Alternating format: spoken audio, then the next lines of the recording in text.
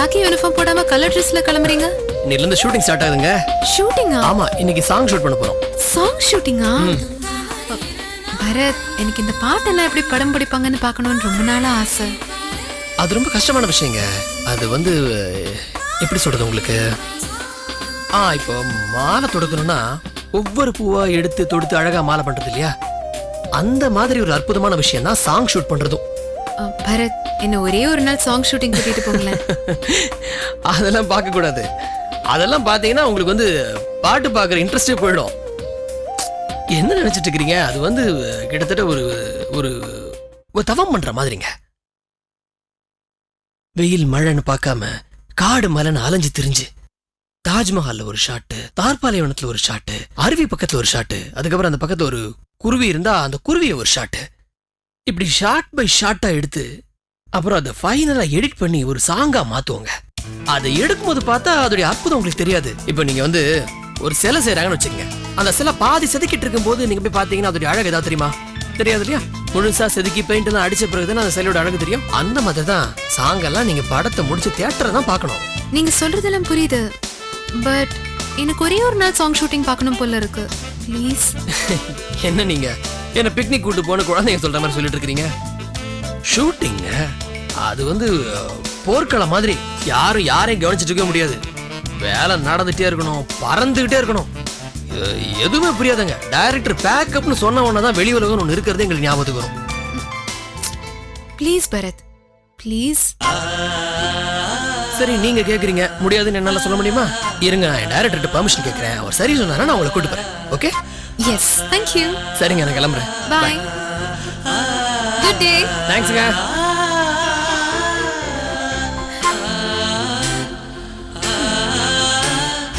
Sir, நாளைக்கு தேவையான scene பேப்பர்லாம் எடுத்து வச்சிட்டேன் சார். ஓகே. ப்ராப்பர்ட்டி லிஸ்ட் வந்து இவர்கிட்ட இருக்கு, கண்டினியூட்டி லிஸ்ட் வந்து அவர்கிட்ட இருக்கு. தயவு செஞ்சு எல்லாத்தையும் ஃபாலோ பண்ணுங்க, மறந்துடாதீங்க. சரிங்க பரத், நான் ஃபாலோ பண்ணிக்கிறேன். அதெல்லாம் நான் பாத்துக்கிறேன் பரத். எப்படி இருந்தாலும் சொதப்பதான் போறாங்க. நீ கிளம்பு, நீ போய் இறங்கிட்டு எனக்கு வண்டி அனுப்பு, நான் மெதுவா போய்க்கிறேன். இல்ல சார், நீங்க கார்ல போங்க. எனக்கு வீட்டு பக்கத்துல தான் இருக்கு, நான் நடந்து போய்க்கிறேன். ஐயோ பரத், ஒரு ரேஞ்சு தெரியாம பேசுறிய. நீ ஏன் நடந்து போக கூடாது? பரவாயில்ல சார், நான் நடந்தே போய்க்கிறேன். வரட்டுங்களா? சரி. டேய், இவனுக்கு பந்தா பண்ணவே தெரியல. மங்கள மாங்கல்யே சிவே சர்வார்த்த சாதகே சரண்யே திரியம்பகே கௌரி நாராயணி நமோஸ்துதே. தாயே பராசக்தி, கூடிய சீக்கிரம் எப்படியாவது ஒரு பெரிய ப்ரொடியூசர் ஆக்கிடுமா? கூடிய சீக்கிரம்னா இன்னைக்கு நாளைக்கு இல்லை, ஒரு 10 days டைம் எடுத்துக்கோ, நோ ப்ராப்ளம். நான் என்னைக்காவது பெரிய நடிகனாகி மக்கள் மனசில் இடம் பிடிச்சி கட்சி ஆரம்பிச்சு மீதம் உள்ளதை அப்புறம் வேண்டிக்கிறேன். அம்மா தாயே. இவன் என்ன வேண்டிக்கிறான் ஒன்றும் புரியலையே. நம்ம காப்பு வைக்காம இருந்தா சரிதான்.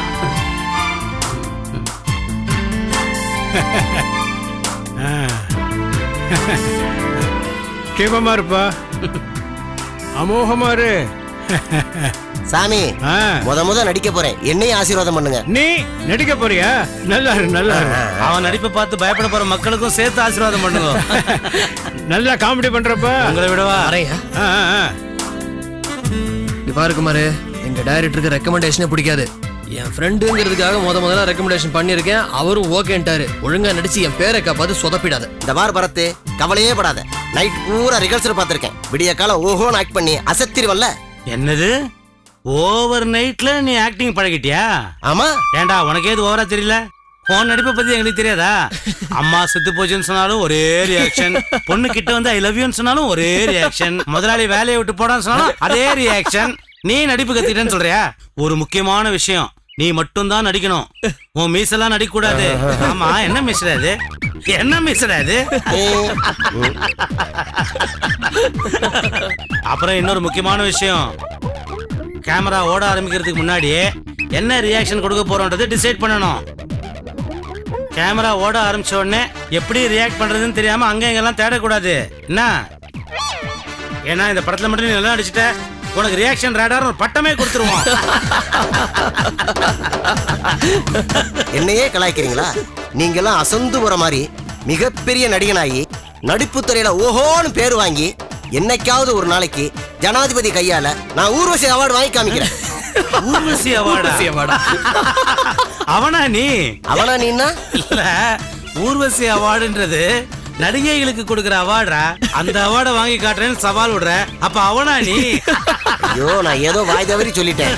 மயிலே மயிலே இறகு போடுன்னா அது போடாதுங்கிற மாதிரி மகளே மகளே கையெழுத்து போடுன்னா அவ போட மாட்டா சார். நம்ம தான் அவளை போட்டு தள்ளணும். தேவையில்லையா. நான் ஒரு 2-3 நாள் முன்னாடி என் மண்ணியை பார்த்து பேசினேன். சாதாரணமா பேசலையா, அபாரமா நடிச்சு குழஞ்சி பவ்யமா மரியாதையா வயிற்று புள்ள நழுவுற மாதிரி பேசினேன். என் மண்ணி கன்வின்ஸ் ஆயிட்டா.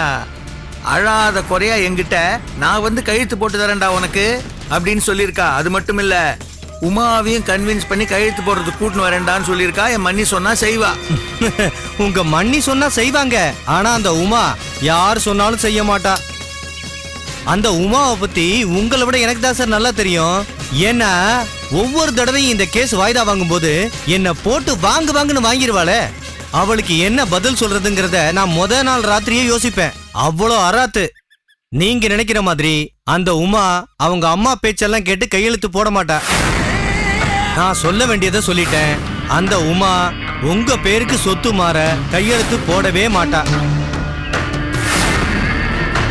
நீங்க நல்லா யோசிச்சு பண்ணுங்க, நான் வரேன்.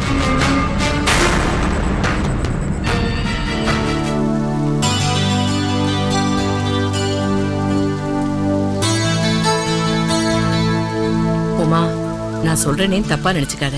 இனிமே நீ உன் இஷ்டப்படி இருக்க முடியாது. கல்யாண பேச்சை எடுத்தாலே நீ எடுத்தெறிஞ்சு பேசுற, ரொம்ப கோவப்படுறேன்னு குருக்கள் வரைக்கும் விஷயம் வந்துடுத்து. உங்க அம்மா அம்பாள் சன்னதியில வந்து நின்று அழுதுட்டு இருந்திருக்கா. என்னன்னு கேள்விப்பட்டு அவர் ரொம்ப வருத்தப்பட்டாருமா. இந்த விஷயத்த கேள்விப்பட்ட உடனே அவர் சொன்ன வார்த்தை இருக்கு பாரு, அது அப்படியே என் நெஞ்சையே பதற வச்சுடுத்து. இப்ப கூட என் காதுல அவர் சொன்னது ஒலிச்சுட்டே இருக்கிற மாதிரியே இருக்கு. அப்படி என்ன சொன்னார் மம்மி? பெத்தவாளை கண்ணீர் விட வச்சா பின்னாடி பெரிய விலைய கொடுக்க வேண்டி வரும்னு சொல்றார். அவர் அப்படி சொன்னாரு? ஆமா, உமா ஏன் கல்யாணம் வேண்டாங்கிறாங்கிறத முதல்ல விசாரிக்கணும்னார். நான் வேண்டாமாமா, நானே போய் அவகிட்ட பேசி சம்மதத்தை வாங்குறேன்னு அவரை சமாதானப்படுத்திட்டு வந்தேன். இல்லன்னு வச்சுக்கோ, அவர் வந்து இந்த டாபிக் உங்ககிட்ட பேச ஆரம்பிச்சிருப்பார். இத பாரு உமா, இனிமே நீ எதையாவது உன்னை சொல்லி தப்பிச்சுட்டு இருக்க முடியாது. மம்மி, நான் தான் எல்லாத்தையுமே உங்களாண்ட சொன்னனே. என்கிட்ட சொன்னம்மா, நான் இல்லைன்னு சொல்லல. ஆனா உங்க ஆத்துல உனக்கு வேற மாப்பிள்ளைய பாக்குறதுக்கு முன்னாடி உங்க அம்மா கிட்ட போய், அம்மா நான் கல்யாணம் பண்ணிண்டா பரத்தை தான் கல்யாணம் பண்ணிப்பேன்னு படிச்சுன்னு சொல்லிடு. அது எப்படி சொல்ல முடியும் மம்மி? இன்னும் நான் லவ் பண்றத பரத்துக்கிட்டே சொல்லலையே. இன்னும் நீ பரத்துக்கிட்ட சொல்லாம இருக்கிறதும் தப்பு. இன்னும் லேட் பண்ணாத. நீ பரத்துக்கிட்ட போய் முதல்ல இந்த விஷயத்த சொல்லு, அதுக்கப்புறமா உங்க அம்மா கிட்டே இந்த விஷயத்த சொல்லிடு. நீங்க ஈஸியா சொல்லிட்டீங்க, ஆனா நான் எப்படி அவராண்ட சொல்லுவேன்? எப்படி சொல்றதுன்னா எப்படி உமா, எப்படியாவது சொல்லித்தான் ஆகணும். இங்க பாரு, பெத்தவா பொண்ணு கல்யாணமே வேண்டாங்கிறாளேன்னு ஃபீல் பண்றதை விட இவனைத்தான் கல்யாணம் பண்ணிப்பேன்னு சொல்றாளேனாவது சந்தோஷப்படுவா. நீ தைரியமா போய் உன் ப்ரப்போசலை பரத்துக்கிட்ட சொல்லு, அதுக்கப்புறம் உங்க அம்மா கிட்டயும் சொல்லிடு. இத பாரு, கல்லு கையிலேயே இருந்தா மாங்காய் மரத்திலேயே தான் இருக்கும். கல்லை விட்டு எரிஞ்சாதானே மாங்காய் கைக்கு வருதா கல்லு வருதான்னு பார்க்க முடியும்.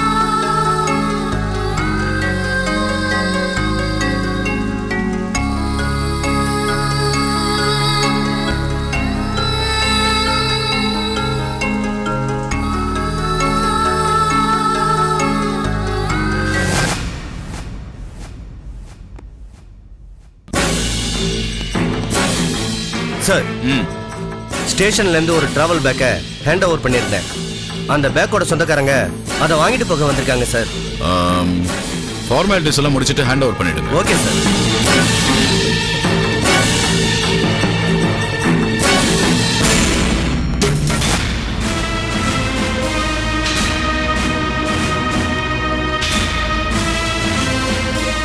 Sir, thank you. பரத், இவங்களோட பாஸ்போர்ட் நம்ம கைக்கு வந்துருச்சு. அதுல பேரு பவித்ரான் இருக்கு.